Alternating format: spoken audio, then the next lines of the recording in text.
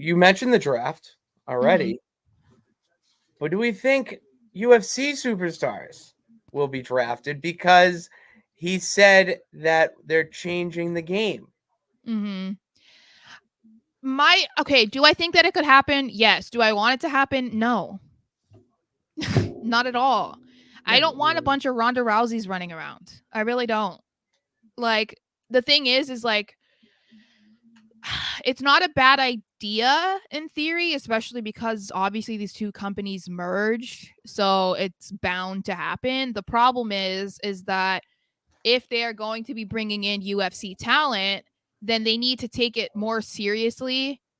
If it's like, okay, I'm not going to be doing UFC, or if I am, it's only going to be like 1 or 2 fights a year or something, and the rest of my time is going to be spent training and being on Raw and SmackDown on pay-per-views or something. Because it just reminds me too, it's like of Ronda. I feel like she hasn't taken wrestling training seriously. That's why basically all of her matches are her just trying to do things that she did in UFC, but like in the fake version way, because obviously you can't do like a real arm bar and break some bitch's arm. Like, you really can't do that. No, you can't, Ronda. But I just wouldn't want to see a bunch of matches like that, because it's not fun to watch.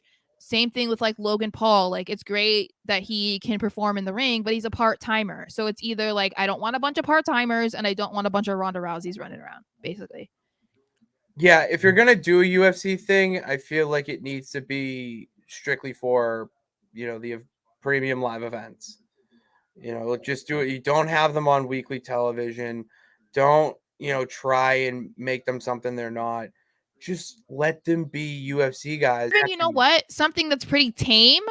Bring in someone that's maybe UFC affiliated and have them do commentary or something. Have them do pre-show stuff. Like, have them do hosting, backstage stuff. Like, that is still incorporating them and getting them involved in a completely different set of eyes on, of the audience, and reminding you that they merged with the parent company of UFC without it being problematic. Like, having a bunch of UFC fighters not even understanding what professional wrestling is and like putting on matches. Like, at least I could understand. I could tolerate listening to them talk. You know what I mean? Mm-hmm. Unless they sounded like Matt Riddle or something, then I would watch. No, and I feel like their commentary would be so. I feel like if you get the right guy or girl, yeah, it would be electric. Yeah. They could just go off the cuff and just treat it like a, press conference where they say whatever they want. Just fire. Well, I mean, look at how many compilation videos or videos that go viral from commentary on UFC fights. It's because it's like they are more exciting to listen to sometimes than the match, than the fight. Oh, yeah. So I think they could capitalize on that, and that's not I wouldn't be mad about that. I wouldn't at all.